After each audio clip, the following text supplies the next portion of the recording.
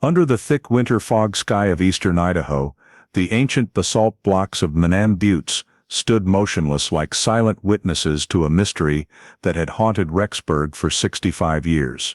The investigator's flashlight beam cut through the icy wind, sweeping across the hard ground and stopping at an unusual small depression near the foot of the butte. "Command Center, we need the forensics team immediately."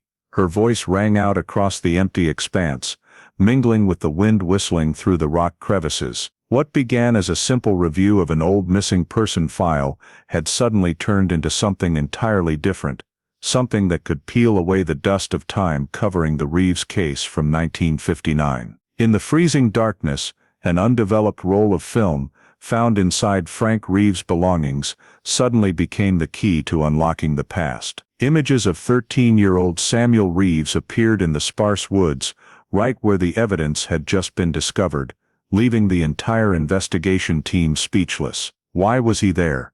And why had he never spoken? When the handwritten letters, the gray cloth fragment, soil traces, and the 3D reconstruction of movement during the storm night were laid side by side, a chilling realization emerged.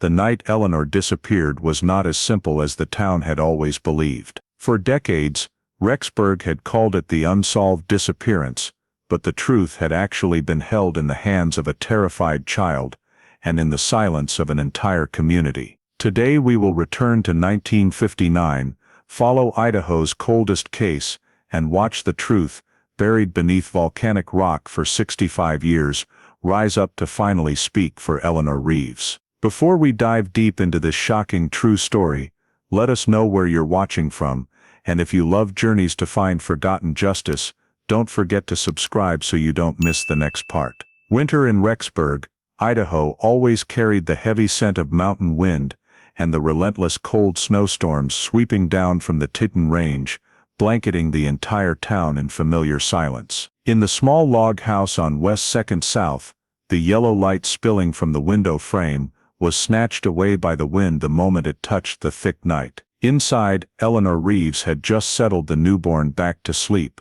straightened the blanket edges, then slipped on her familiar dark green wool sweater. Her 13-year-old son Samuel sat at the kitchen table, listening to the wind outside while watching his mother. There was nothing remarkable about that moment, only Eleanor opening the back door, stepping outside for a bit of air after a long day, exactly as she did every night. The door closed behind her, rattling slightly in the strong wind. At first, Samuel thought nothing of it. He was used to his mother stepping onto the porch for a few minutes each evening, walking around the yard, or leaning against the fence to gaze at the night sky. Even in bone-chilling cold, Eleanor always said it helped her keep a clear head while caring for a newborn. But a few minutes quickly stretched into more than 10, then 15. The house suddenly became strangely quiet, the kind of quiet that made Samuel start to feel uneasy. He glanced at the wall clock, then at the back door, straining to hear any familiar sound. There were no footsteps, no door opening, only the wind whipping hard against the house walls. Samuel stood up, walked to the back door, cracked it open, and called softly, "Mom?" The space outside answered only with wind rushing through the wooden fence, making him shiver. Stepping out a few paces, Samuel squinted into the snow-blurred darkness. The yard was just patches of white blending into tree shadows, with no clear footprints, because the wind had already scattered everything. Worry began to spread in the boy's chest. Still, Samuel tried to stay calm, just as his mother had always taught him. He went back inside, threw on an extra jacket, and ran to the neighbor's house. Clarice Miller opened the door in a thick robe, her face initially sleepy, but instantly changing when she heard Samuel say his mother had been gone too long and hadn't returned.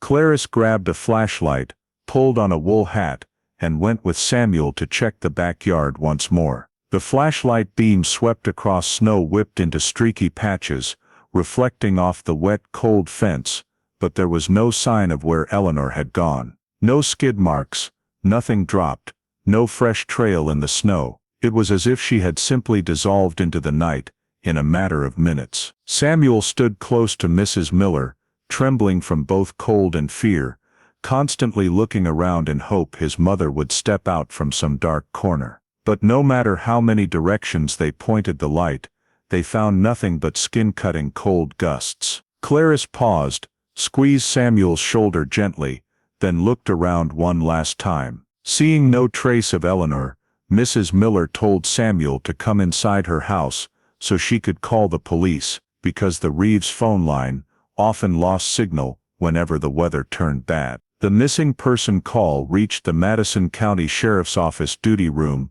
amid wind whistling through door cracks and the tapping of a pencil on the wooden desk. Deputy Harold Lorne, the officer on duty, picked up the receiver when the signal came from Clarice Miller's house. Noting the voice of a child, trying to stay calm while reporting that his mother, Eleanor Reeves, had been outside too long in bad weather and had not returned. While asking basic questions, address weather conditions, family situation, Deputy Lorne took notes and glanced at the quick reference rescue board on the wall, confirming that the West 2nd South area was in a zone where wind and snow could erase tracks in minutes. The call lasted less than a minute, but it was enough for him to realize this was not a typical stepped out for a few minutes incident. After confirming the reporter was the 13-year-old boy, the first to notice something wrong, he dispatched a patrol unit to the scene. From that point, the Reeves family file was opened, and police began relying on background data to understand the context of the disappearance. The Reeves family consisted of 4 members: Eleanor Reeves,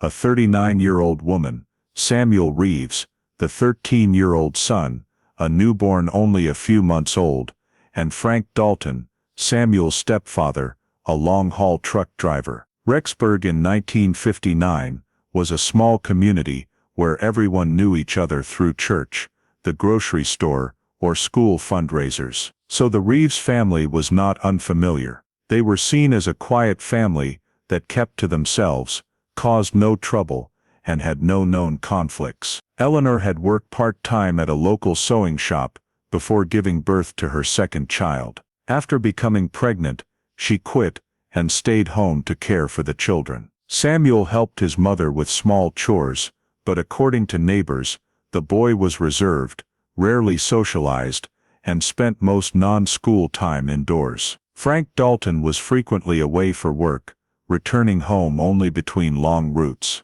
His work schedule was the reason police checked that night, cross-referencing the truck route provided by his transport company. Initial records confirmed Frank was out of state, ruling him out as being present when Eleanor walked out the back door. The Reeves home was in an older residential area, built of pine logs, with 2 bedrooms, a small kitchen, and a living room facing the front yard. More importantly, the kitchen door opened directly onto the backyard, the same door Eleanor used the final evening, Samuel described. The Reeves' backyard connected to a large unfenced open lot that led to an area of wild grass and eventually a sparse tree line near the edge of town. This was something police paid special attention to, because that area could have every trace erased by wind and snow within minutes. Neighbors were accustomed to seeing Eleanor on the porch each evening,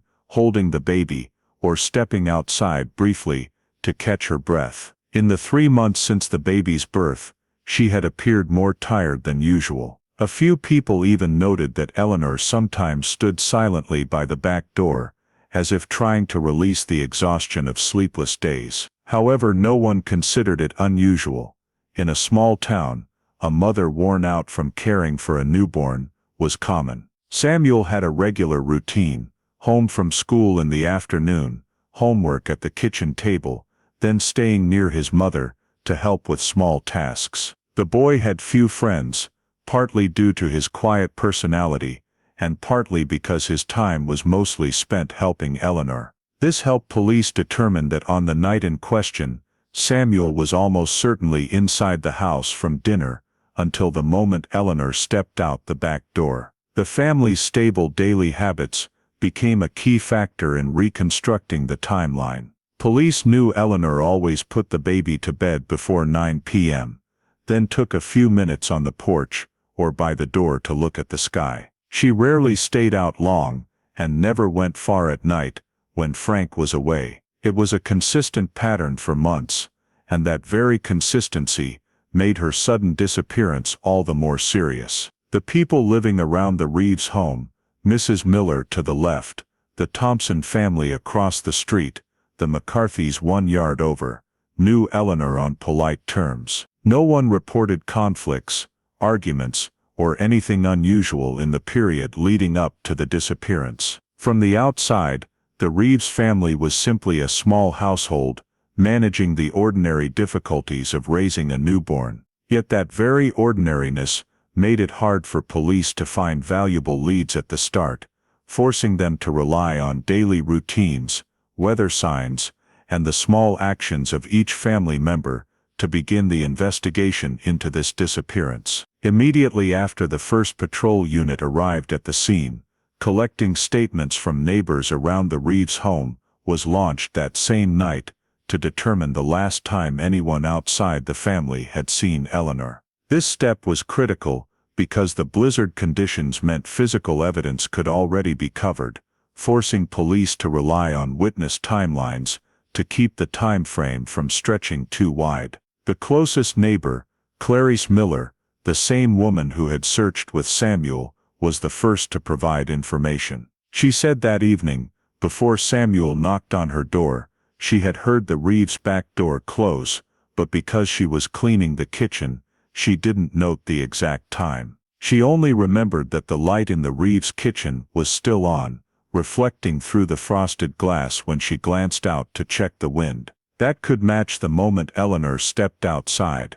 Mrs. Miller also said she did not see Eleanor directly, but she confirmed the back door sound was quite clear, because the houses were only a few steps apart. The second witness was Gerard Thompson, who lived across the street, an elderly man who usually went to bed early.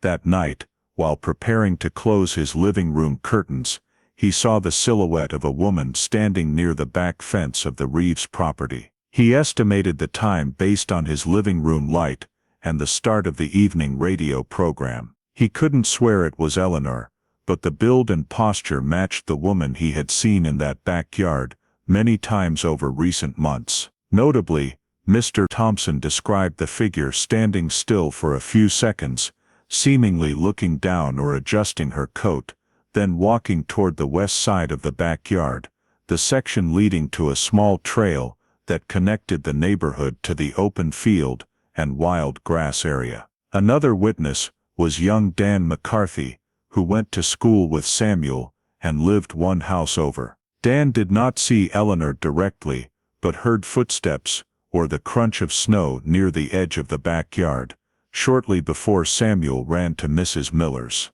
Dan described the footsteps as not fast, but steady, then disappearing when a strong gust picked up. This information was not definitive, but supported the presence of movement in the area around the time Eleanor was believed to have left the house. A more distant witness, Mrs. Helen York at the end of the block, said she saw a figure crossing the open lot from the direction of the Reeves house, visible in the faint glow of a far streetlight. She could not determine gender or clothing, because wind and snow limited visibility, but she noted the person was not heading toward the main road, but rather toward the little-used grassy trail in winter. Police recorded all these accounts to trace possible movements belonging to Eleanor. From the witness statements, they were able to establish a fairly consistent picture. Eleanor stepped out the back door, stood briefly near the fence, then turned west across the backyard,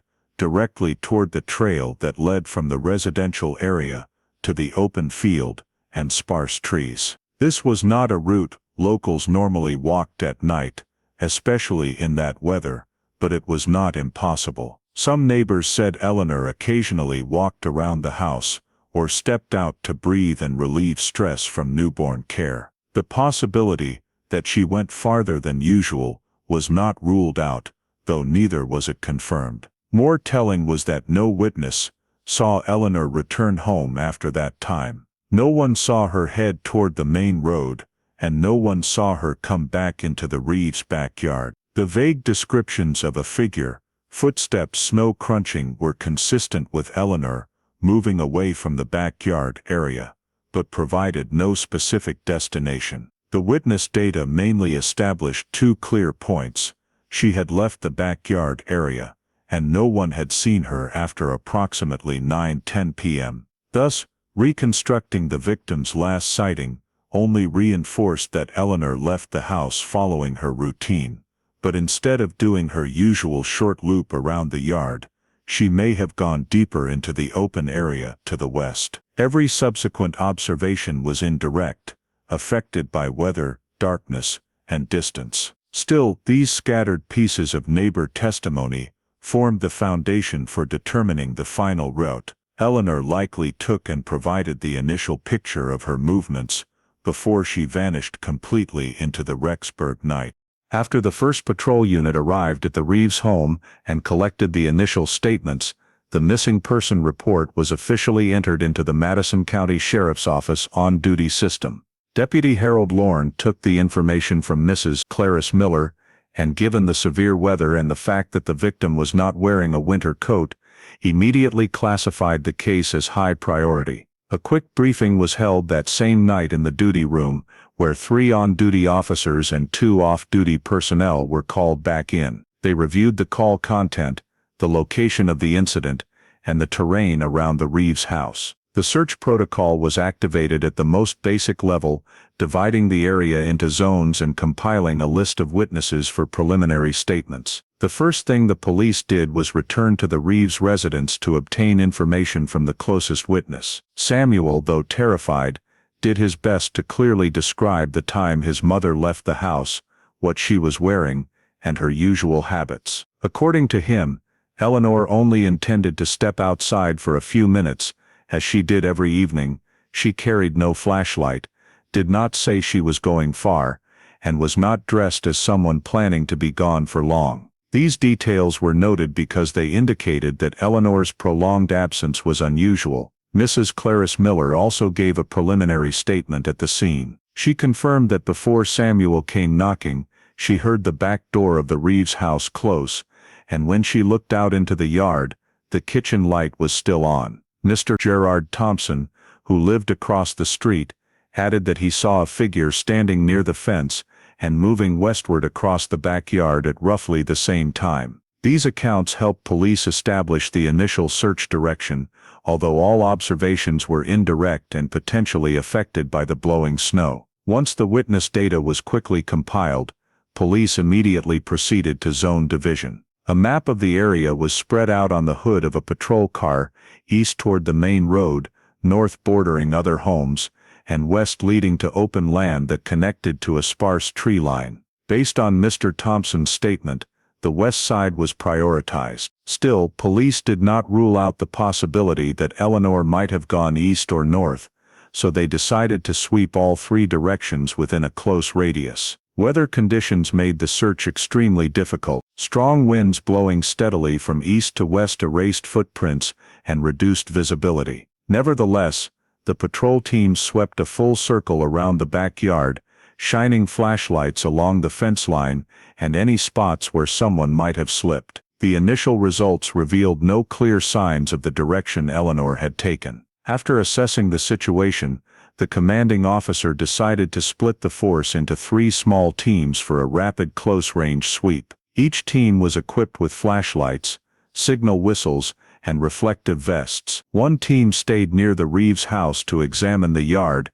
and back door more thoroughly, another headed toward the grass trail, and the third walked along the neighboring houses to ask any residents who might still be awake. While the teams prepared to deploy, police continued verifying the timeline with Samuel to ensure no discrepancies. They re-asked the time he last saw his mother, when he ran to Mrs. Miller's, and any sounds he might have heard. The repeated questions were meant to confirm the sequence of events before expanding the search. In another area, an officer conducted a preliminary sweep around the fence and noted wind direction, an important factor in understanding why no clear tracks remained. The strong wind made following footprints nearly impossible, so witness statements became the sole focus for determining Eleanor's likely direction of travel. Once all teams were ready, the commanding officer reiterated nighttime search principles: maintain silence, call the victim's name at regular intervals,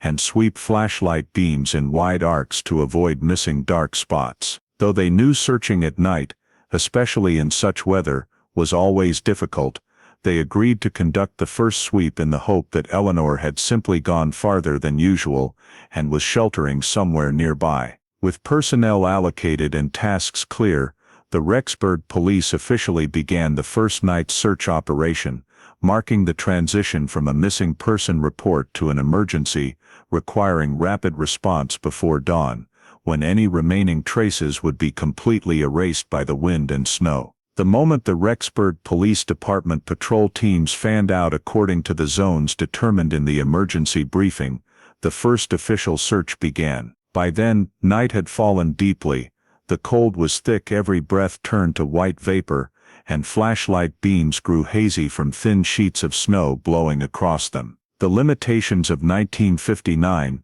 meant police had to rely entirely on manual searching, flashlights, compasses, skill at reading ground traces, and a small canine unit unaccustomed to working in prolonged high winds. Still, the teams deployed as planned, because every passing minute reduced the chances of finding Eleanor safe. The first team was responsible for sweeping the area around the Reeves' backyard, considered the starting point of any movement. 3 officers with high-powered flashlights worked in widening circles, beginning at the back door and gradually expanding the radius. Snow had already covered most of the surface, making actual footprints almost impossible to find. However, one officer noticed several irregular depressions a few meters from the fence. They did not form a clear trail, only small, uneven hollows that could have been wind-eroded footprints or simply snow drifted into piles. Unable to draw conclusions,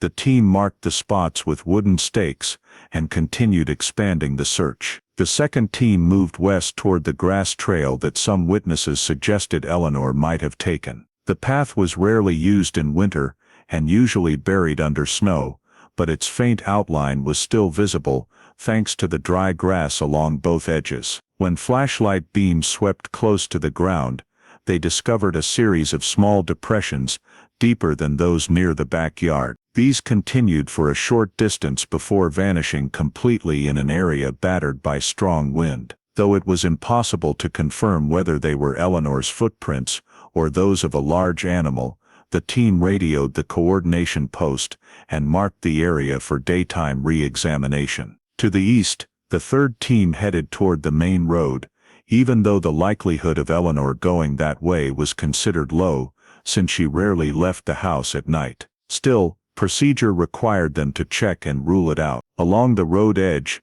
they found only old resident footprints and frozen tire tracks. There were no signs anyone had walked there within the past hour. This team quickly returned to assist the others as the wind intensified, dropping visibility to a level where effective searching became nearly impossible. In the northern zone, where homes continued in a row, 2 officers walked along fences asking families whose windows faced the Reeves house. A few who were still awake reported hearing or seeing nothing unusual beyond the wind. Some were not even aware anyone was missing until they saw flashlight beams and patrol car lights sweeping past. The silence in that direction led police to eliminate north as a possibility. After about an hour, team leaders held a quick debrief in the Reeves' front yard to compare findings. All teams reported no clear evidence that Eleanor was still within the residential area. However, 2 anomalies were noted: the small depressions near the western fence and the interrupted depressions along the grass trail. Neither was strong enough for conclusions, but neither could be ignored. As the weather worsened, police were forced to suspend further expansion until morning, when natural light might better reveal the suspicious areas. Before ending the first search round, 2 officers attempted to bring the K-9 unit to the western zone, but it proved ineffective. The strong wind prevented the dogs from picking up a clear scent, and fresh snow constantly covering older layers quickly diluted any scent trail. This left police even more reliant on witness statements and the faint marks on the snow. One small detail was added to the report.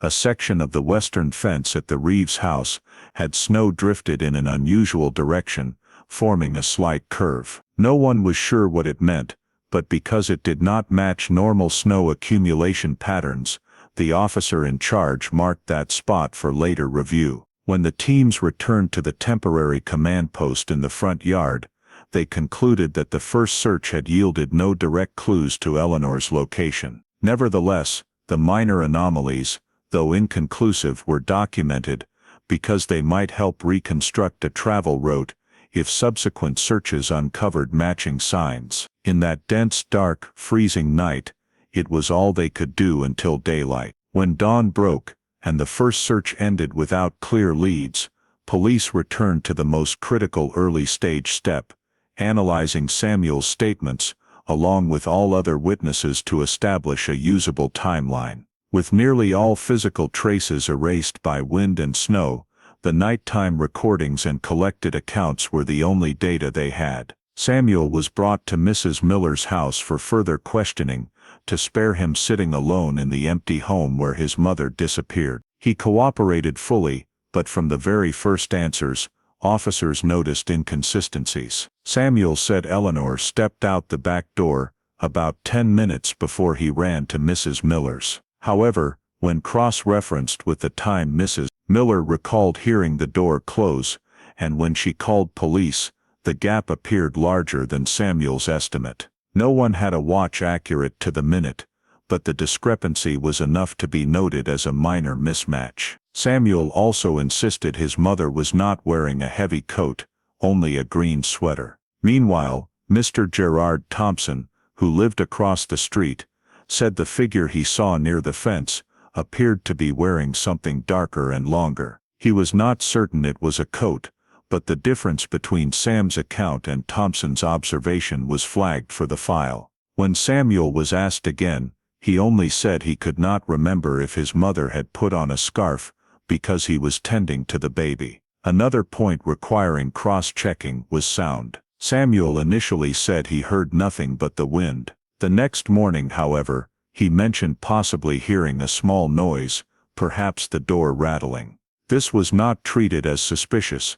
Children in panic can easily misremember, but it was still recorded because it affected timeline construction. With the other witnesses, ambiguity was equally evident. Mrs. Miller heard the door close, but could not pinpoint exactly when. Mr. Thompson saw a figure but could not be sure it was Eleanor. Young Dan McCarthy heard snow crunching, but saw no one. Several neighboring households heard nothing at all because of the high wind. All information was considered reference material, but none was strong enough to pinpoint the exact moment Eleanor left the house. Police created a temporary timeline based on 3 main markers: when Eleanor went out the back door according to Samuel, when Mrs. Miller heard the door close, and when Mr. Thompson saw the figure near the fence. Instead of forming a coherent sequence, the 3 markers produced a time window so wide that no firm conclusion could be drawn. This forced investigators to note that the entire sequence of events rested on subjective estimates. Since no witness actually saw Eleanor after she stepped off the porch, police could not determine whether she merely stood near the fence or walked farther. Unable to rely on physical evidence, they could only record points of concern without making assumptions. After questioning Samuel again, police concluded that the inconsistencies in his statement were not significant enough to be considered suspicious. A 13-year-old boy who had just spent the night without his mother, under extreme stress and harsh weather, could easily misremember times or miss sounds. Furthermore, Eleanor's habit of stepping into the yard for a few minutes every evening made pinpointing a specific missing moment even harder, because her going outside was not unusual to neighbors. When all statements were compiled, police had to write in the report, primary witness statements contain minor discrepancies, insufficient grounds to expand investigation in a criminal direction. No body, no physical evidence, no direct witnesses, and no clear signs of foul play left the investigation confined to the initial search area. Though certain details raised questions, all could be explained by memory errors or poor observation conditions during a snowy, windy night. Therefore, after completing statement analysis and timeline construction, police could not advance the internal investigation further. All hope now rested on the daytime search possibly yielding clearer signs, provided the weather did not erase the few remaining clues first.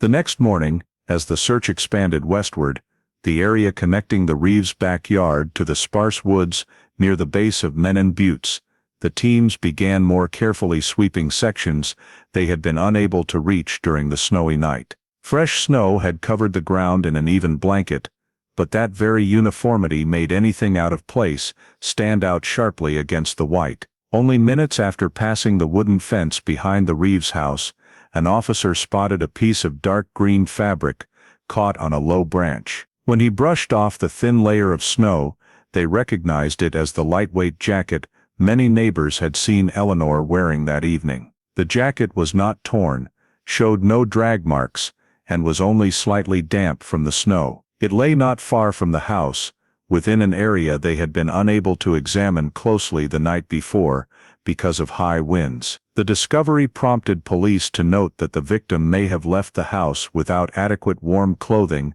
or that the jacket had come off while she was moving. They sealed the jacket, marked the location, and continued deeper. Only a few dozen yards farther, a second search party found a gray wool scarf half buried in the snow. Mrs. Miller later confirmed Eleanor owned an identical one, though the scarf itself had no distinctive markings. On one corner was a faint brownish patch, possibly dirt, possibly something else, but with 1959 forensic capabilities, officers could only note it visually and could not analyze it further. The scarf was collected as the second piece of evidence. Most significant was the item found deeper in the area, where the snow was thinner because trees had blocked some of the wind. There an officer discovered a wooden-handled kitchen knife lying on its side beneath a small tree. Snow still clung to the blade, yet the metal surface was cleaner than the surrounding area, indicating it had been placed there before the additional overnight snowfall.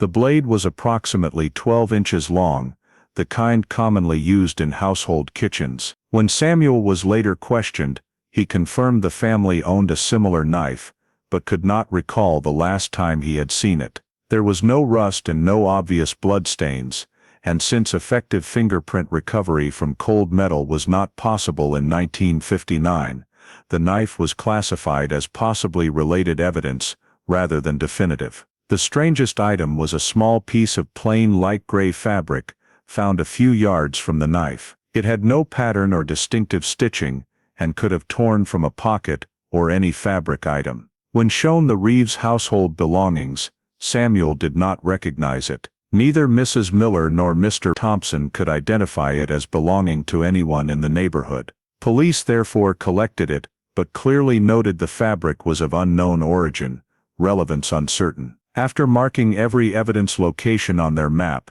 police noticed the items formed a rough line, extending from the Reeves' backyard toward the sparse woods. However, because there were no connecting footprints or impressions between the points, the chain of evidence could not be considered a definitive path Eleanor had taken. It only suggested she may have moved into that area, or that someone connected to the case had carried the items there. With 1959 investigative techniques, no fiber analysis, no microscopic blood testing, no modern scanning, each item was simply described and sealed. The report stated clearly, no item of evidence in itself establishes a definitive investigative direction. Search must continue to be expanded. Still, the discovery of the jacket, scarf, and especially the kitchen knife at least gave police one concrete point.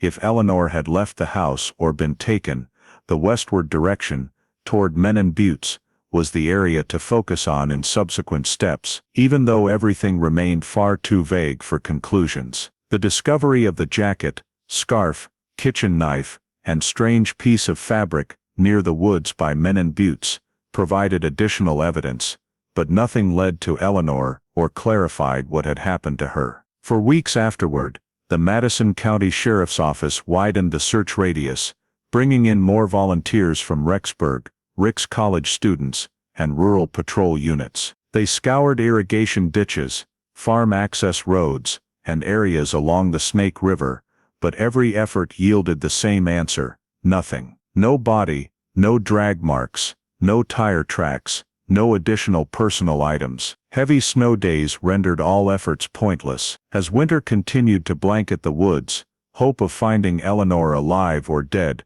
faded in the investigative reports. By early spring 1960, when the snow melted, police organized 2 more ground sweeps, this time focusing on rock crevices, frozen irrigation canals, and areas inaccessible during winter. However, the strong early-season irrigation flows had completely altered many locations from their winter appearance, erasing whatever faint traces might have remained. A few local farmers reported thinking they saw a piece of cloth, like a woman's coat, floating near a canal bank, but by the time police arrived, the current had carried it away. All such tips were recorded, but none were solid enough to become evidence. In an internal meeting in May 1960, the Rexburg Police Department presented their summary report. Evidence could not be deeply analyzed, witness statements were inconsistent, and there was no indication Eleanor had left town by public transportation or been driven away by anyone. Efforts to determine whether she might have left voluntarily also produced nothing. No one had seen her at the Rexburg bus depot or recorded her buying a ticket in Idaho Falls. Police checked nearby towns, Rigby, Ashton, St. Anthony, but none reported a woman matching Eleanor's description. Nevertheless, the file noted several unexplained points. The kitchen knife was in a location illogical for the victim's usual routes. The gray fabric did not belong to the family, and the broken chain of evidence prevented confirmation of any travel path. But under 1959-1960 legal standards, these anomalies were insufficient to open a criminal investigation. Police could not assign criminal conduct without either a victim or a suspect. Madison County Records completed the file in June 1960. The conclusion read, "Insufficient evidence to determine circumstances of disappearance, accident, becoming lost, voluntary disappearance, or third-party involvement cannot be ruled out, but no hypothesis has a solid basis for pursuit." The Reeves file was moved to long-term storage, a basement room in the Madison County building, where unsolved cases were placed in cardboard boxes, sorted by year. Eleanor's paperwork was labeled Case Number 59-214, Reeves, Eleanor, Missing Person. Inside were copies of witness statements, search maps, evidence reports, and summary notes from participating officers. Everything was filed under closed pending new evidence, standard procedure in the 1950s, when missing person cases without resolution were typically closed after 6-12 months. The Reeves family could do no more. Samuel remained the only witness inside the house at the time his mother vanished, but his statements offered no new investigative leads. Frank continued long-haul trucking, and stated he was not in Idaho the night Eleanor disappeared, but since police never considered him a suspect, that statement simply remained on file without deeper analysis. Some neighbors continued to ask about progress, but the answer was always the same: the file is awaiting new evidence. Ultimately, after nearly 8 months, Eleanor Reeves was officially classified missing, presumed unresolved. No one declared her dead, but no one any longer had reason to believe she was alive. Police conducted no further searches. There was no special task force, no media pressure, no new leads to reactivate the case. Time slowly gathered dust on that file, just as winter snow had once covered every trace around the Rexburg house, and from 1960 onward, the name Eleanor Reeves disappeared from weekly, monthly, and yearly reports. All that remained was a thin folder, placed among hundreds of other unsolved Idaho disappearances of that era, lying silent in the Madison County Records vault, waiting for something strong enough to bring it back into the light. The Reeves file sat in Madison County storage for 65 years, until Idaho's cold case digitization program began in early 2024. When Eleanor Reeves's documents were scanned into the system, the tech team expected little, but within hours, the weaknesses of the 1959 investigation became clearer than anyone had ever imagined. First was the timeline problem. The 1959 reports recorded 3 time markers based on witnesses' perceptions: when Samuel said his mother stepped out the back door, when Mrs. Miller heard the door close, and when Mr. Thompson saw a figure near the fence. When entered into modern reconstruction software, the cold case unit saw that the gap between those 3 points was not short as originally assessed, but fluctuated nearly an hour, far too wide to pinpoint Eleanor's actual movements. This led the new team to question whether 1959 investigators had underestimated inconsistencies in witness timing. Next was the evidence. In the original file, the jacket, scarf, kitchen knife, and gray fabric were simply listed along a single westward line, with no collection order, no distances, no coordinates. To build an accurate simulation map, the cold case unit transferred the 1959 hand-drawn sketches into GIS software. When overlaid with historical terrain imagery, they discovered the kitchen knife had been found near a small trail that once connected to a farm truck dirt road, a detail completely absent from the original reports. That suggested the original search teams may have overlooked an exit route from the area without realizing it. Weather analysis from 1959 also revealed new issues. The original report ignored wind direction, but meteorological data showed strong northwesterly winds the night Eleanor vanished. This made it more likely the spot where the jacket was caught on low branches was where Eleanor stopped, rather than where the wind blew it. If that was a stopping point, it could mark the location of a critical event the first investigation never recognized. The cold case unit re-examined Samuel's statements. In 1959, police attributed discrepancies in the boy's account to stress, but the modern team noticed persistent mismatches: when his mother left, sounds he heard, the color of the jacket, when he went to Mrs. Miller's, that taken together, formed a pattern of notable inconsistencies. Not enough to charge anyone, but enough to raise doubts that the original timeline may have been built on shaky ground from the start. The file also failed to distinguish between items found close to the house and those deeper in the woods. Everything was simply logged as collected along the western axis. Using 1959 terrain data, the unit determined there were at least 3 possible routes from the Reeves' backyard to the woods near Menan Buttes, yet only one had been thoroughly searched the night of the snowstorm. This made the original search appear critically incomplete. From these findings, lead investigator Nora Caldwell recommended re-examining all surviving physical evidence, however old. The jacket, scarf, kitchen knife, and gray fabric were still in county storage. Although the odds of recovering DNA after 65 years were slim, current trace evidence and chemical analysis technology could reveal details impossible in 1959. After reviewing hundreds of digitized pages, the cold case unit agreed the Eleanor Reeves case warranted reopening, not because of brand new evidence, but because the original investigation's shortcomings, inaccurate timeline, poor evidence mapping, and missed travel routes, were sufficient grounds for re-examination using modern methods. In April 2024, the Reeves file was officially removed from frozen status and placed on the active review list. For the first time in over half a century, Rexburg's oldest missing person case stepped back into the light and became a new priority for the Idaho Cold Case Unit.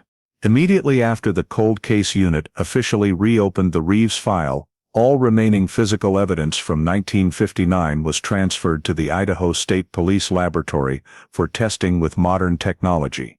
After 65 years in storage, recovering organic traces was difficult, but not impossible.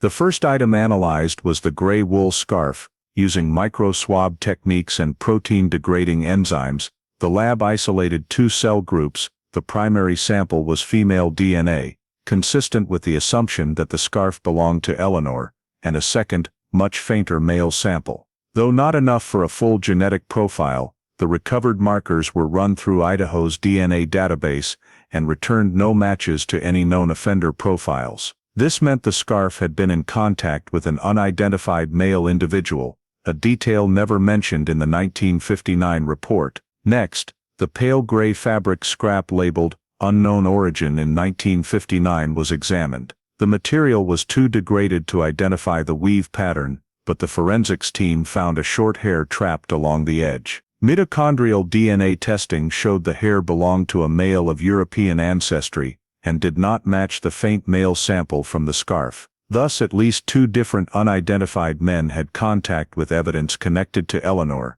a possibility completely overlooked in the original investigation. The wooden-handled kitchen knife, the most contested piece of evidence, was tested using vacuum metal deposition (VMD) to recover latent fingerprints. After 2 metal coatings, technicians detected a partial whorl fingerprint near the handle. Although too old and degraded for a full AFA submission, more than 30% of the ridge characteristics could still be reconstructed. Preliminary comparisons showed this print did not belong to anyone who later handled the evidence, did not match stepfather Frank Reeves, did not match Samuel, and was not Eleanor's. Moreover, the aging of the print indicated it was very likely left at the exact time the knife was abandoned in the woods in 1959, not from later contact. In parallel with the DNA and fingerprint analysis, forensic geologists examined the soil adhered to the hem of Eleanor's coat. The soil was divided into surface dust and material embedded deep in the fibers. The deeper layer contained high calcium carbonate and traces of weathered basalt, a signature profile of the southeast Menan Buttes area. Most importantly, this location is completely different from where the scarf and knife were recovered. This suggested Eleanor, or at least her coat, had been in contact with the lower slopes on the southeast side of the buttes, an area never searched in 1959. For the first time, evidence pointed to a specific location outside the sparse woods. Closer inspection of the coat also revealed one fiber that was twisted and pulled sharply out of alignment. Under the microscope, it showed no natural wear pattern, but rather damage consistent with strong pulling force, suggesting a possible struggle or someone grabbing and holding the coat, though not conclusive of criminal intent. Combining all the forensic data, the cold case unit was able for the first time to construct a picture entirely different from the 1959 wandered off and froze theory. Evidence contained DNA from at least 2 unidentified males. The kitchen knife bore a contemporary latent print from the exact time of disappearance. Soil on the coat pointed to the previously unsearched southeast Menan Buttes slope. The 1959 evidence chain made no geographical sense, strongly suggesting items were moved or deliberately placed to mislead. Investigator Nora Caldwell noted in her report, the evidence points to multiple locations. The highest priority is the southeast slope of Menan Buttes where the soil matches. For the first time in over 6 decades, modern forensics had produced a specific, actionable lead. The cold case unit immediately approved the next phase, a new ground survey of Menan Buttes guided by the new geological data, a step that could rewrite the entire Reeves case. While the cold case unit was focused on the forensic results and preparing the new Menan Buttes survey, an unexpected clue surfaced from the Reeves family's old belongings. As part of the file reopening protocol, the team reviewed everything connected to Frank Reeves, Samuel's stepfather, stored in a rented unit in Rexburg after Frank's death in 1994. Most of it was tax papers, tools and family photos. But inside a small wooden box lined with old newspaper, they found an undeveloped Kodak 35mm roll labeled in faded ink. Fall 59. The roll was sent to the Idaho State Police's specialized photo lab. Because the film had suffered heavy oxidation over 65 years, technicians used a special week-long recovery process. When the images were finally digitized, most frames were ordinary family snapshots. Samuel next to Frank's truck, Eleanor holding the baby, backyard scenes, small gatherings. Nothing related to the disappearance, until the last 3 frames. The first showed 13-year-old Samuel standing in terrain, that looked identical to the edge of the sparse woods west of the Reeves house. Low trees, leaf-covered ground and light gaps between trunks. It was the exact area the cold case unit had already mapped in GIS. The spot where the scarf and kitchen knife were found in 1959. The photo itself was unremarkable. Just a boy holding a stick. The next frame stopped the entire team in its tracks. In it, Samuel is bent over, his hand touching a small gray object, the shape and color almost identical to the gray fabric scrap recovered in 1959, near the knife. The image is slightly blurry, but the object and Samuel's posture are clear enough. He wasn't just near it, he was interacting with it. The final frame shows Samuel looking straight at the camera, the gray object still at his feet. Based on angle and family habits, the photographer was almost certainly Frank. Timing based on fall clothing, leaf color and late afternoon light, placed the photos 3 weeks before Eleanor vanished. When investigators overlaid the photos onto the reconstructed terrain map, Samuel's position matched almost perfectly with where the evidence was later discovered. This forced the entire original investigation to be re-evaluated. Why was Samuel at the exact spot where evidence would later appear? Did he already know about the gray fabric and that area? Were the items in the woods placed randomly or staged? None of these questions appeared in the 1959 files. At the time, police fully accepted that Samuel stayed inside caring for his sibling all evening, and had no reason to examine his activities in the preceding weeks. The film now proved otherwise. Samuel had been in the critical area before Eleanor disappeared. When interviewed by the cold case unit, now nearly 80, Samuel said he had no memory of any woods trip in fall 1959, or picking up anything resembling the fabric scrap. He suggested it might have been just a random walk. The team, however, found the degree of overlap between the photos and the evidence too precise to dismiss as coincidence. One additional key detail: the roll was stored in Frank's personal box, not the family album. It's unknown why Frank never developed it, or whether he deliberately kept it aside. But being forgotten for over half a century made it one of the most pristine clues from that era. Since the images were recovered, the cold case unit has treated the film as a pivotal turning point. It does not prove a crime, but it does prove Samuel's presence and contact with the location and an item that police in 1959 believed he knew nothing about. And in cold case work, sometimes a single wrong place, wrong time presence is enough to open entirely new lines of inquiry. Investigator Nora Caldwell's final note in the report: the film completely shifts the scope of suspicion. The frames don't provide answers, they ask questions, and those questions are the real breakthrough. From this point, the investigation's focus shifted from scattered physical evidence to fully reconstructing Samuel's movements before and after the night Eleanor disappeared, a direction no one had pursued in 65 years. After the film revealed Samuel's prior presence at the exact evidence location, the cold case unit moved to its most critical step, reconstructing the entire scene using modern terrain and meteorological technology. The goal was to retest every 1959 assumption and determine whether the evidence locations, travel routes, and Samuel's photographed position fit any logical movement pattern. To do this, Idaho State Police partnered with the University of Idaho's geospatial analysis team. They combined 1950s aerial photos, geological data, NOAA historical weather records, and modern LiDAR adjusted to match the 1959 landscape. Within 2 weeks, a complete 3D model of the Menan Buttes area was built, from the Reeves backyard to the western sparse woods and farther to the southeast lowlands, where the coat soil matched. The model showed the two main evidence items, the scarf and knife, lay along a gentle slope but not in the direction of the wind that night, in 1959. Historical weather data confirmed strong winds from the northwest, meaning if items had blown naturally, they should have drifted southeast. Instead, they were found on a west-southwest axis. Model conclusion: wind direction could not have carried the items to their discovery locations. High probability the items were manually placed. This was the first evidence that completely eliminated the 1959 windblown theory. Snow depth reconstruction based on archived climate data showed much deeper snow near the Reeves' backyard. Footprints would quickly fill in. Thinner snow in the sparse woods. Heavier objects, like the kitchen knife, could remain exposed longer. This explained why no footprints were visible that night near the house. Snow and wind were too heavy.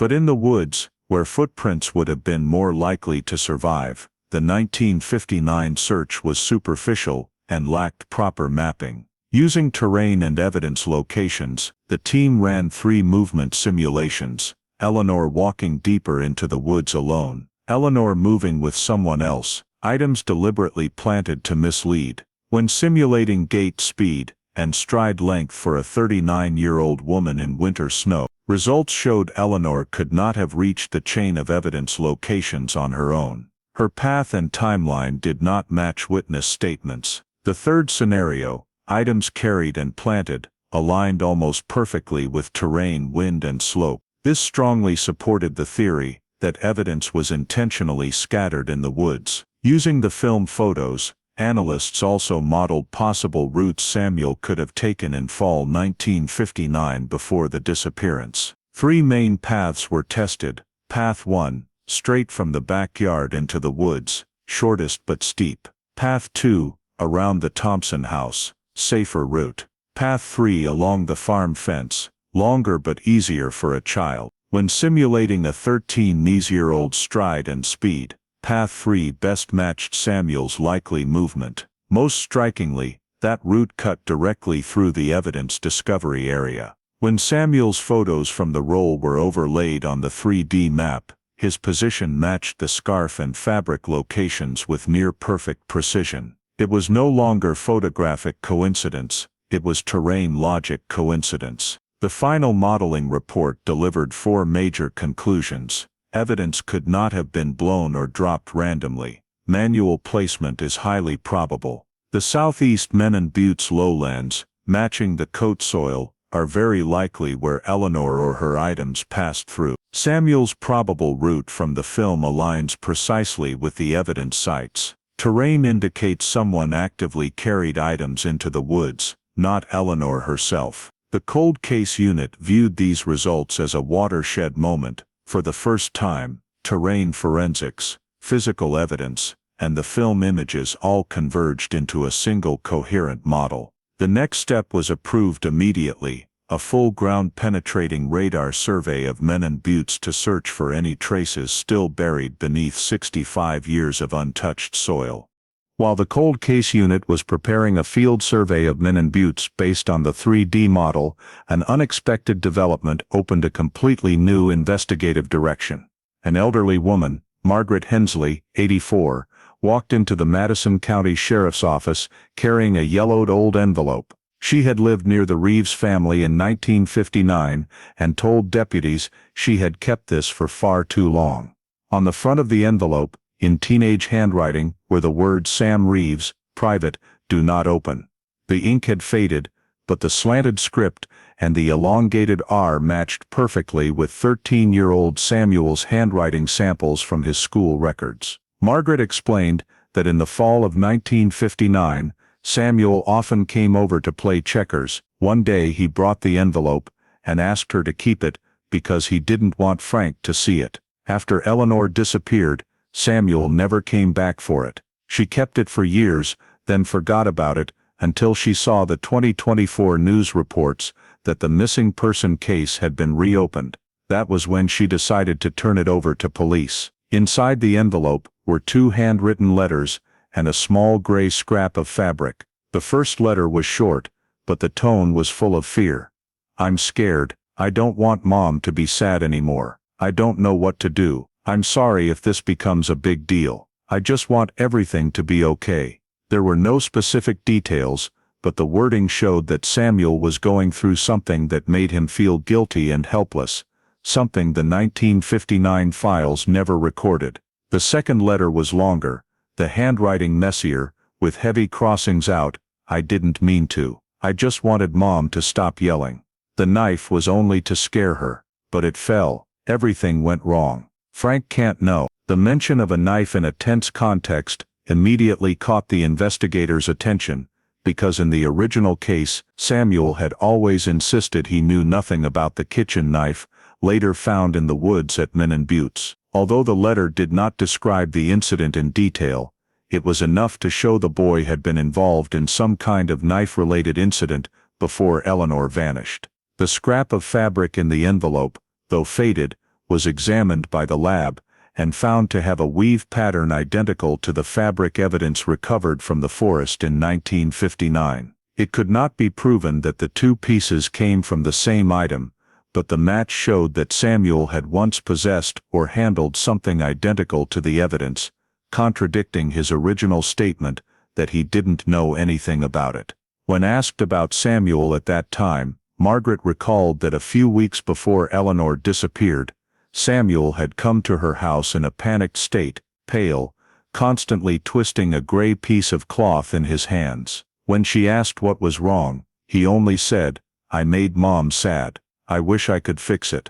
At the time she thought it was just family stress, because of the new baby, and didn't get involved. Now with the film roll showing Samuel holding a similar gray cloth at the exact evidence location, that memory became critical. Handwriting analysis, using stroke matching software, returned an 87% probability that the letters were written by Samuel in 1959. Not conclusive, but strong enough for the cold case unit to treat both letters as authentic documents from that period. When all the elements were put together, the handwritten letters, the fabric scrap, the film roll, and Margaret Hensley's statement, the investigators realized Samuel could no longer be viewed as a child who had simply watched his mother disappear. There were clear signs he was hiding something, possibly an incident between mother and son, that happened before the night she vanished.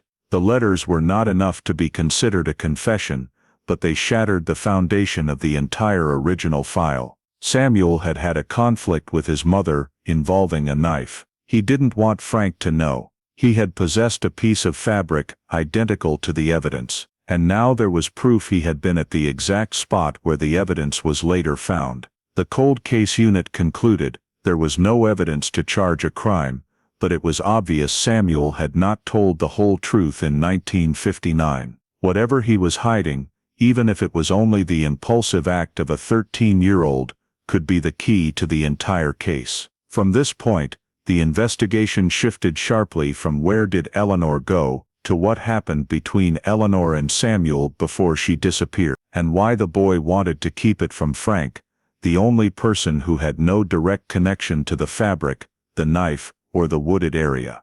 The emergence of the handwritten letters, the fabric scrap in Margaret Hensley's envelope, the images from the undeveloped film roll, and the terrain simulation conclusions all combined to form a chain of circumstantial but consistent evidence that the cold case unit could no longer ignore. Although there was still no direct inculpatory evidence, cold case procedure allows police to request an arrest warrant when there is sufficient basis to believe a central witness deliberately concealed material information related to the death or disappearance of a victim. In this instance, Samuel Reeves, now 78 years old, became the only individual connected to every layer of evidence unearthed after 65 years. In the summary submitted to the Madison County Prosecutor's Office, lead investigator Nora Caldwell listed 6 key factors justifying an emergency arrest warrant. 1. Samuel had been present at the exact evidence location,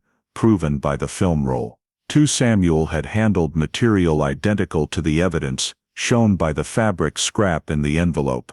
The letters referenced a knife-related incident immediately prior to Eleanor's disappearance. 4. Unknown fingerprints on the knife that did not match anyone in the family file, ruling out the possibility that Samuel had no involvement. 5. Major discrepancies in Samuel's 1959 timeline compared to his original statement. 6. Concealment behavior toward Frank that demonstrated motive to hide at the time of the incident.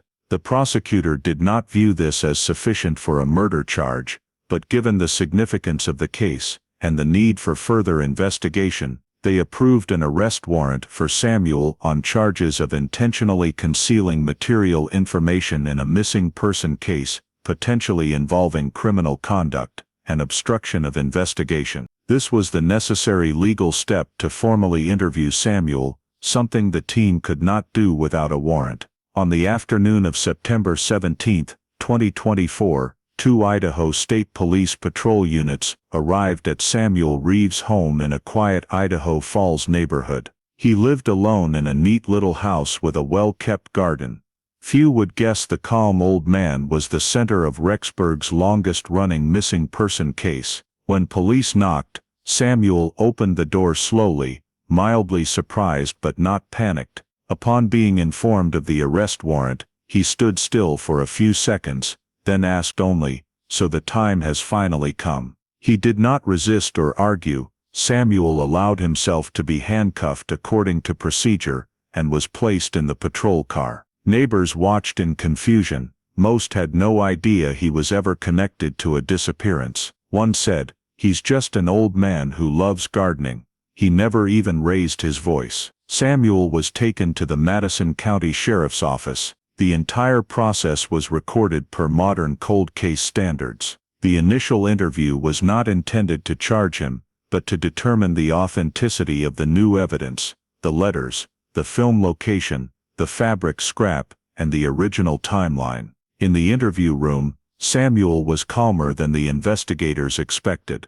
When asked about the film roll, he said he didn't remember, but did not deny the boy in the photos was him. When shown the fabric scrap from Margaret's envelope, Samuel stared at it longer than normal, but offered no explanation. What caught the team's attention most was when the handwritten letters were placed in front of him. The trembling handwriting of old age could not hide the change on his face. Samuel closed his eyes, let out a long breath, and said, "I hope those things would never surface again." Still, he refused to say more, and the state-appointed attorney requested the session be paused. Samuel was placed in a holding cell pending the next session. Outside the interview room, the cold case unit had to acknowledge they still had no proof Eleanor had been harmed, not even a body.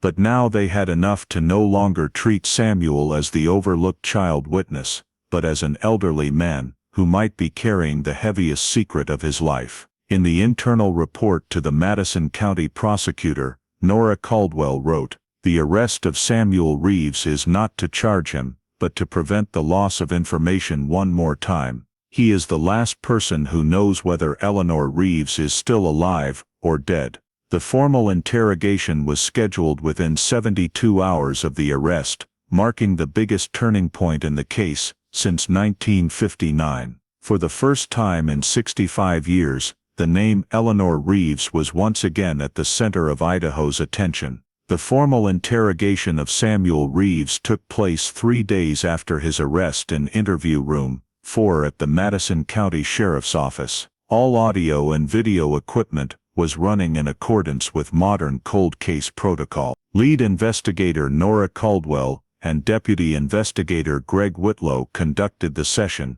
while Samuel was assisted by his state-appointed attorney. Despite the attorney's presence, Samuel agreed to answer most questions, a sign he no longer intended to completely avoid the truth, as he had 65 years earlier. Caldwell began by reading Samuel's original 1959 statement, the time he heard the door, the moment he discovered Mom was gone, and running to Mrs. Miller's house. Samuel did not dispute any of it, remaining silent.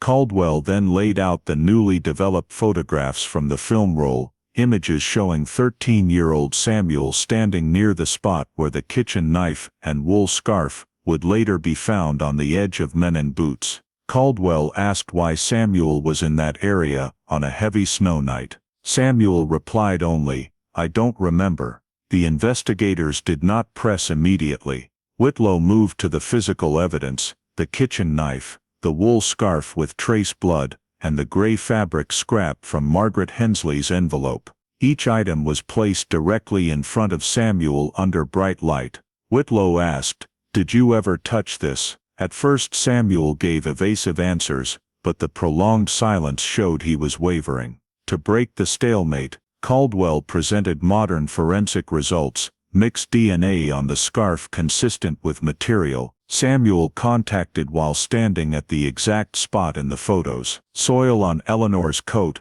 matching samples from North Menan Buttes, unknown fingerprints on the knife that did not match any family member, and juvenile fingerprints from 1959 could not yet be ruled out as Samuel's. Caldwell emphasized, "All we know is the evidence is exactly where you were." This was not an accusation, but investigative logic. When the 1959 letters to Margaret were placed on the table, letters referencing an incident in the kitchen, and never wanting to hold the knife again, Samuel's reaction was unmistakable. He closed his eyes, breathed deeply, as if decades-locked memories were surfacing. Caldwell pressed the timeline. "You couldn't have been outside for just a few minutes like you claimed. The time gap is too large for you to have seen nothing." Finally Samuel said something that stopped the entire room. "I saw my mother before I went to Mrs. Miller's house." For the first time he admitted direct contact with Eleanor after she left the house. Caldwell asked him to describe it. Samuel said he followed footprints behind the house, and saw his mother kneeling beside a log, one hand on her stomach, the kitchen knife lying on the snow nearby. She appeared injured or in pain. Samuel admitted that earlier in the kitchen he and his mother had a confrontation. He accidentally pushed her, and she slipped against the cabinet. "That's why you never said anything in 1959? Caldwell asked. Samuel gave a slight nod. "I was afraid I'd be blamed. I was just a kid." Caldwell immediately cross-referenced the forensics. The scarf contained trace blood matching Eleanor's type. Drag marks, visible on the snow surface, in the film photos, could match the direction the knife was moved. The soil on Eleanor's pants showed she could not have walked far from the house on her own. Caldwell concluded, if she was seriously injured, she couldn't have walked to Menan Buttes by herself. That means someone took her there, and that someone knew the place. Samuel lowered his head for a long time, hands clasped tightly. The attorney gently reminded him of his right to remain silent, but Samuel shook his head. The psychological breaking point had apparently arrived. After several tense minutes of silence, Samuel said, "I didn't take my mother up the mountain, but I know where she fell." Caldwell asked him to repeat it for confirmation. Samuel looked her straight in the eye, and said again, "I can show you." This was the sentence the team had waited practically their entire careers to hear. A specific location, something that had never existed in the Reeves file for 65 years. Caldwell immediately ordered topographic maps, escort vehicles, and the crime scene unit prepared. The interrogation ended with Samuel agreeing to cooperate and lead police to the place where it all began. For the first time since 1959, the Eleanor Reeves investigation had a concrete direction, no longer based on guesswork, but on the words of the last person who saw her alive. The morning after the interrogation, the criminalistics team, forensic experts, and cold case unit traveled to Menan Buttes with Samuel Reeves. He sat in the back seat of the patrol car, hands resting on his knees, eyes staring straight out the window like a man wading backward into a memory he no longer wanted to keep yet could not deny. The road leading to the buttes was covered in black volcanic dust, flanked by the sheer basalt cliffs characteristic of this ancient volcanic region. When they reached the north slope, Samuel asked them to stop the vehicle. He pointed toward a flat rock slab, whose outer edge was covered in gray-green lichen. Right there, back then the ground was lower than it is now. The forensic team immediately cordoned off a 25-meter radius around the rock pillar. This was the exact area that had appeared in the 3D reconstruction and matched every forensic data point, from soil composition and wind direction to the distribution of physical evidence. The soil at Menan Buttes is notoriously difficult to excavate. Basalt mixed with volcanic ash forms a hard base layer interspersed with pockets of soft soil and ancient air voids. Still, modern technology allowed the team to use ground-penetrating radar (GPR) to detect soil disturbance, something completely unavailable in 1959. The GPR results revealed an anomalous depression at a depth of approximately 40–60 centimeters, shaped like a burial pit surrounded by rock fragments. Investigator Caldwell ordered all engines shut off and switched to hand excavation to avoid damaging anything below. Tools used included pointed shovels, geological rakes and small scoops. The top layer was only light black volcanic ash, but once they dug past 30 centimeters, the team uncovered dark, decayed fabric fragments mixed in hardened mud. At around 50 centimeters, Whitlow called out quietly, "Bones." A 12 cm long bone segment was exposed, its rounded head still intact. Forensic pathologist Angelina Pike confirmed it was a human humerus, showing decades of natural decomposition. As they widened the dig, they successively uncovered ribs, vertebrae, femur and pelvic bones, all in a flexed position, indicating the body had been placed in a folded posture rather than having fallen freely. When nearly all the soil had been cleared, the skull appeared, lying on its side. The right temporal bone displayed a star-shaped fracture. Though ravaged by time, the fracture pattern was clear enough to determine it resulted from a heavy blow by a blunt object, not natural soil pressure. Near the skull, the team recovered a small metal clasp, most likely once a button from Eleanor Reeves's coat, matching the description of what she wore the night she vanished. That same afternoon, the remains were transported to the Idaho State Forensic Center for examination. Analysis took over a week. DNA extracted from the femur was compared with archived civilian samples from Samuel and Frank Reeves. The high match confirmed the remains belonged to Eleanor Reeves. After 65 years, they had finally found her. The forensic report stated clearly, primary cause of death, severe cranial trauma, caused by forceful impact with a blunt object. The skull fracture indicated a downward diagonal blow, most likely occurring shortly before Eleanor disappeared. Time of death, consistent with the night in 1959, within Parker 12 hours, based on bone tissue decomposition and overlying soil conditions. No evidence of post-mortem assault.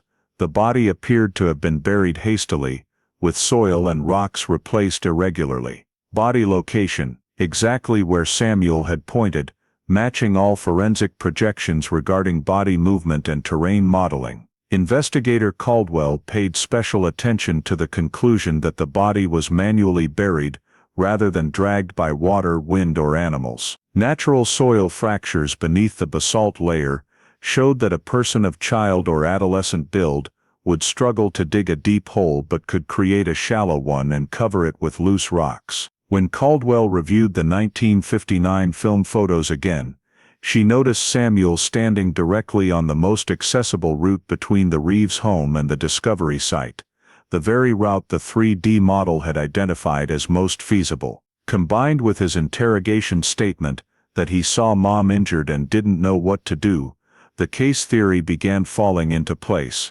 Eleanor suffered a severe injury after a fall or impact in the kitchen. Samuel panicked and, believing he had caused the accident, dragged or helped her out of the house during the blizzard, looking for shelter, and when she died, he hid the body in terror instead of seeking help. Forensic examination confirmed this scenario was entirely plausible. The skull fracture could have come from striking the edge of a kitchen cabinet or hard stone. There was no evidence anyone else attacked her. No signs of intentional violence. It looked like an accident, concealed in panic. When the investigators pieced together the entire chain of evidence, their conclusion, for the first time in 65 years, perfectly matched the forensic reconstruction. Eleanor Reeves's body had been found exactly where Samuel led them, in conditions predicted by the 1959 model. And with that discovery, Madison County's longest missing person case finally had an answer, while simultaneously raising a bigger question: was Samuel Reeves, at just 13 years old, the only one responsible for his mother's death? Or was there another link he still refused to reveal? That question would lead the case straight into its next phase, the hearing and charging decision. The trial of Samuel Reeves was held at Madison County Courthouse in late November 2024,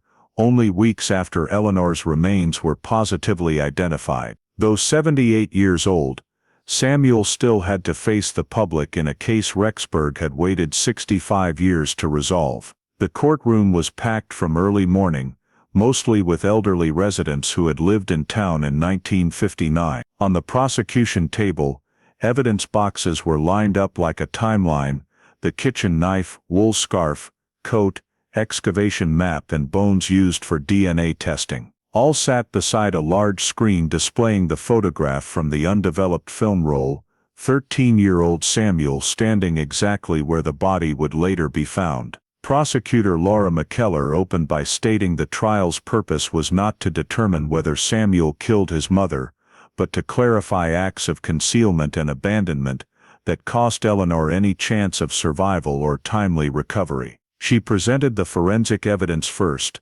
femur DNA confirming Eleanor's identity, soil on the coat matching Menan Buttes strata, and the skull injury consistent with a heavy blow shortly before death. Angelina Pike explained the death most likely resulted from a fall or heavy impact in the kitchen, perfectly matching the 1959 letter in which Samuel wrote he couldn't hold the knife anymore and had done something wrong in the kitchen. When the film photo was projected large, the courtroom fell so silent the projector noise was audible. The image could not have been manipulated or faked. The analog roll had been sealed since 1959 and never developed. It placed Samuel at Menan Buttes the very night evidence appeared, and before police secured the area. McKellar stressed this coincidence could not be explained by his original statement.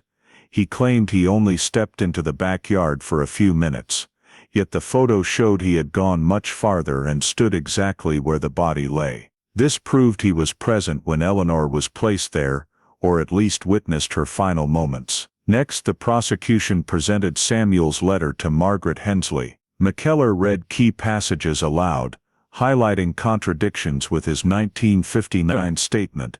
Samuel knew there had been an accident in the kitchen, and knew his mother was injured. If true, his failure to tell police constituted concealment that completely altered the initial search. McKellar then showed the 3D model, a reconstruction of Menan Buttes terrain using 1959 weather data, snow depth, wind direction, and walking routes from the Reeves home.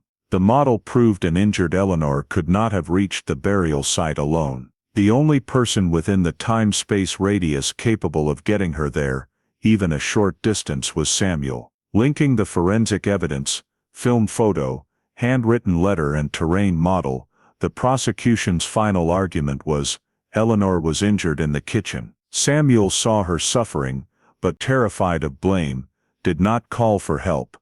He tried to move her behind the house during the blizzard, hoping for shelter or simply to hide the accident from Frank, and when she died, he, in panic, dragged her to the rocky area of Menan Buttes and buried her hastily. His failure to report the truth misdirected search efforts from the very first hours, turning the disappearance into a 65-year mystery, and preventing Eleanor's death from ever being properly investigated until now. Defense counsel argued Samuel was only a child, acting in shock and fear with no intent to cause his mother's death. However, Idaho law still permits prosecution for obstructing an investigation with severe consequences, even if the offender was a minor at the time, provided lasting harm continues into the present and prosecution follows current statutes of limitations. After 3 days of testimony and 2 hours of deliberation, the judge found Samuel Reeves guilty of concealing facts in a death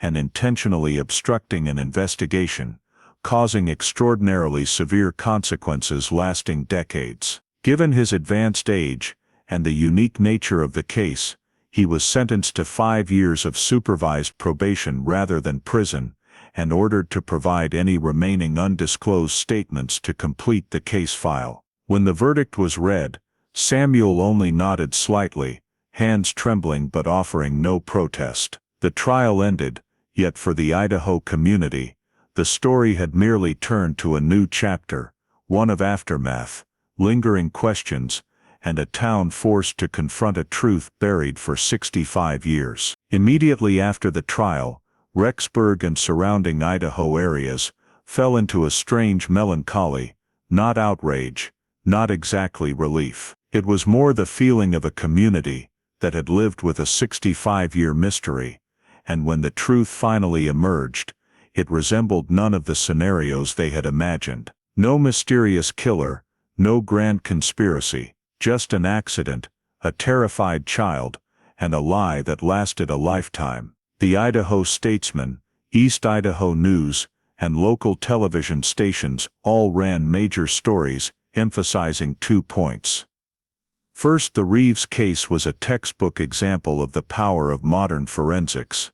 Second, it showed why cold cases should never be abandoned. Newspapers especially highlighted the undeveloped film roll, an item no one in 1959 thought important, yet proper storage turned it into the key that unlocked everything. One reporter wrote, "It wasn't technology that changed this case, it was the fact records were preserved for over half a century that allowed technology to step in at the right moment." In Rexburg, many elderly residents began retelling Eleanor's story as shared memory. For them, her name had been a shadow over the town, the mysteriously vanished mother, the son haunted for life, and a file frozen in time no one expected to reopen. Now that the story was clearer, many said they felt both sadness and peace. Some sympathized with Samuel, who had lived in fear and guilt his entire life. Others felt his silence had denied Eleanor justice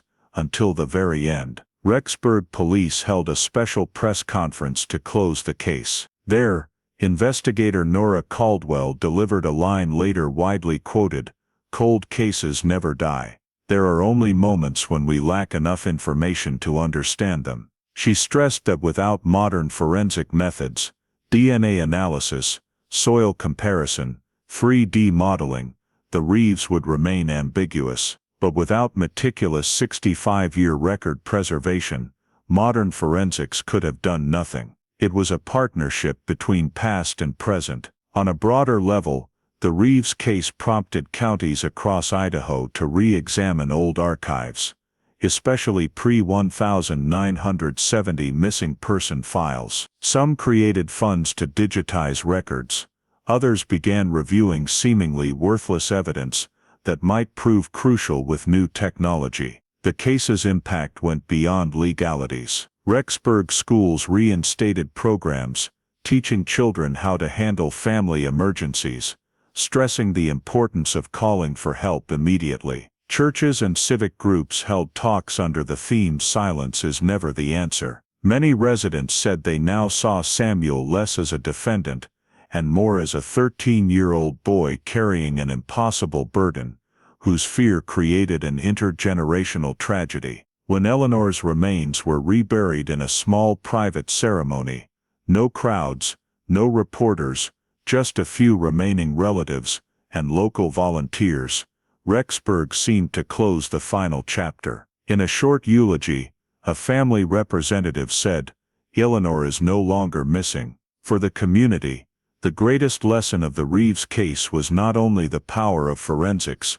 or cold case persistence, it was the realization that one small secret, one lie born of fear, can create a chain stretching across generations and affecting an entire town. The case reminded Rexburg that truth, no matter how painful, is always best spoken as soon as possible. When the Reeves file was officially closed for good, the town grew quieter, not because people had forgotten, but because Rexburg could finally set the story down, letting it become part of history, no longer a shadow but proof of the value of truth, memory, and justice however late. The Reeves story in Idaho is not just a tragedy of 1959, it reaches straight into American life today, where we still grapple with family silence, mistakes made in panic, and consequences lasting decades. Samuel was only 13 when he saw his mother injured in the kitchen,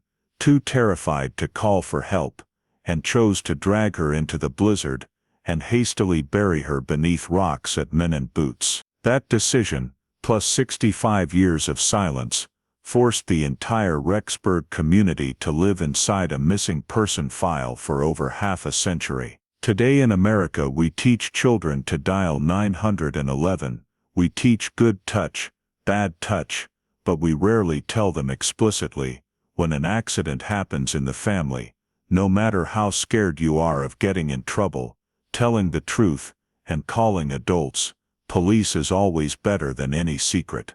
The undeveloped film roll in those old evidence boxes, the kitchen knife, wool scarf, coat, show the value of preserving information, from family photos to medical records, because one day, placed in the hands of modern forensics and 3D modeling, they can solve a case. In everyday life that translates to keep documents, messages, emails, notes when violence or something unusual happens, because they might one day be the evidence that protects you or someone else. And another lesson comes from Samuel's sentence.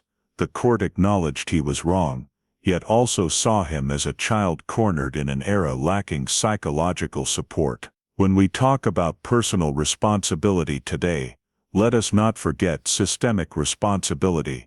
Schools, churches, neighbors, social services must create an environment where a 13-year-old can say, "I messed up, I need help," without fear their life will be ruined. Otherwise, cold cases like Reeves will keep happening, just with different names and dates. Thank you for following to the end of this 65-year journey to find the truth in the Reeves case. If stories like this touch you, please subscribe so you don't miss the next cold cases. See you in the next video, where we'll continue exploring how the truth always finds its way back, no matter how long it's been buried.